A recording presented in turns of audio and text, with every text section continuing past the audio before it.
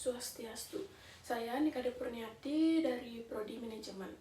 Pada video ini saya akan menyampaikan jawaban dari pertanyaan ulangan akhir semester dari mata kuliah Komunikasi Bisnis.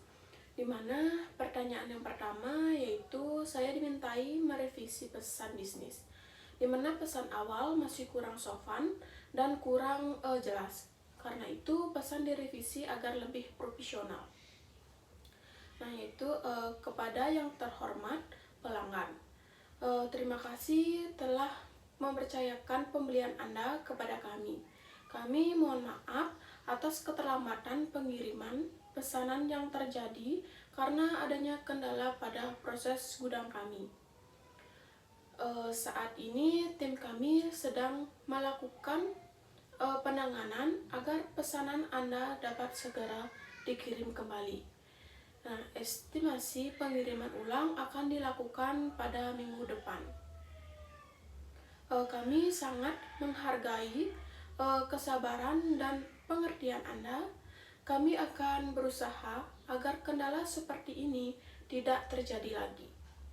Hormat kami, tim Customer Service.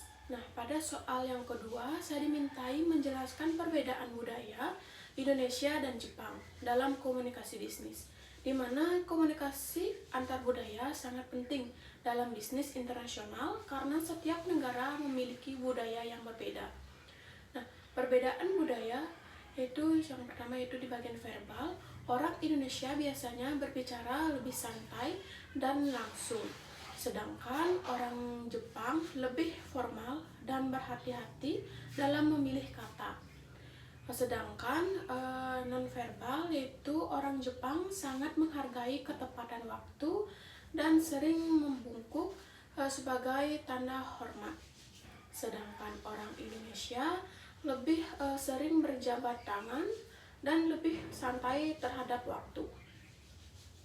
Nah, contoh situasi yang pertama yaitu saat rapat bisnis, di mana pihak Indonesia mungkin langsung menyampaikan pendapat dengan gaya santai, sedangkan pihak Jepang bisa menganggap gaya yang terlalu langsung sebagai kurang sopan.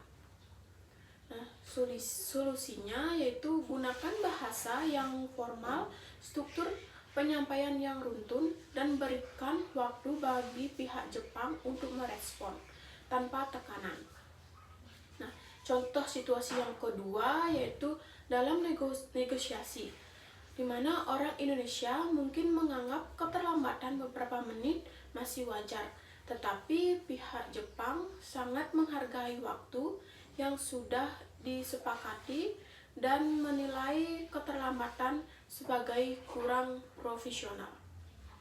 Nah, solusinya yaitu harus lebih disiplin waktu, datang lebih awal saat ada pertemuan bisnis dengan orang Jepang. Nah, soal yang ketiga saya dimintai contoh email bisnis profesional, di mana email bisnis harus menggunakan bahasa yang jelas dan sopan. Subjek, permohonan maaf atas keterlambatan pengiriman barang.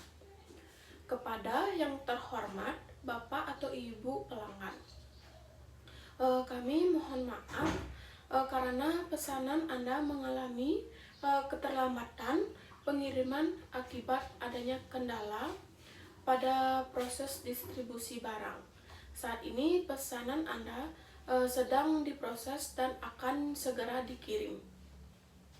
Kami akan berusaha memberikan pelayanan yang lebih baik agar kendala seperti ini tidak terjadi lagi. Jika ada pertanyaan, silakan hubungi layanan pelanggan kami.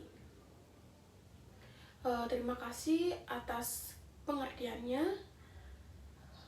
Hormat kami, tim Customer Service. Nah, pada soal yang keempat, saya dimintai menyebutkan dan menjelaskan 4 hambatan komunikasi dalam bisnis beserta strategi mengatasinya. Yang mana yang pertama yaitu hambatan bahasa. Di mana hambatan bahasa terjadi karena perbedaan penggunaan bahasa atau istilah sehingga pesan sulit dipahami. Nah, contohnya yaitu karyawan dari divisi IT menggunakan istilah teknis yang tidak dimengerti oleh bagian pemasaran. Strategi mengatasinya yaitu gunakan bahasa yang sederhana dan mudah dipahami oleh semua pihak. Yang kedua yaitu ada hambatan budaya, di mana perbedaan budaya dapat mempengaruhi cara berbicara, sikap, dan kebiasaan dalam bekerja. Nah, contohnya yaitu karyawan asing merasa tersinggung karena gaya komunikasi yang dianggap terlalu langsung. Strategi mengatasinya yaitu melakukan pelatihan komunikasi antar budaya dan saling menghargai perbedaan. Yang ketiga yaitu ada hambatan teknologi, di mana gangguan teknologi dapat menghambat penyampaian informasi dalam perusahaan. Contohnya, rapat online terganggu karena koneksi internet yang tidak stabil. Nah, strategi mengatasinya yaitu menyediakan fasilitas teknologi yang memadai dan jaringan internet yang baik. Nah, yang keempat yaitu ada hambatan psikologis, di mana perasaan takut, gugup, atau kurang percaya diri dapat menghambat komunikasi. Contohnya yaitu karyawan tidak berani menyampaikan pendapat kepada atasan karena takut salah. Strategi mengatasi yaitu menciptakan lingkungan kerja yang terbuka dan mendukung. Nah, mendukung komunikasi dua arah. Pada soal kelima, saya dimintai menjelaskan pengertian komunikasi bisnis dan peran strateginya dalam organisasi modern, di mana komunikasi bisnis adalah proses penyampaian informasi di dunia kerja untuk mencapai tujuan perusahaan. Komunikasi dapat dilakukan secara lisan, tulisan, maupun digital. Komunikasi bisnis penting karena membantu pekerjaan menjadi lebih lancar, mengurangi kesalahpahaman, dan meningkatkan kerjasama antar pegawai. Selain itu, komunikasi yang baik juga dapat meningkatkan kepercayaan pelanggan terhadap perusahaan. Sekian yang bisa saya paparkan dari jawaban ulangan akhir semester dari mata kuliah komunikasi bisnis.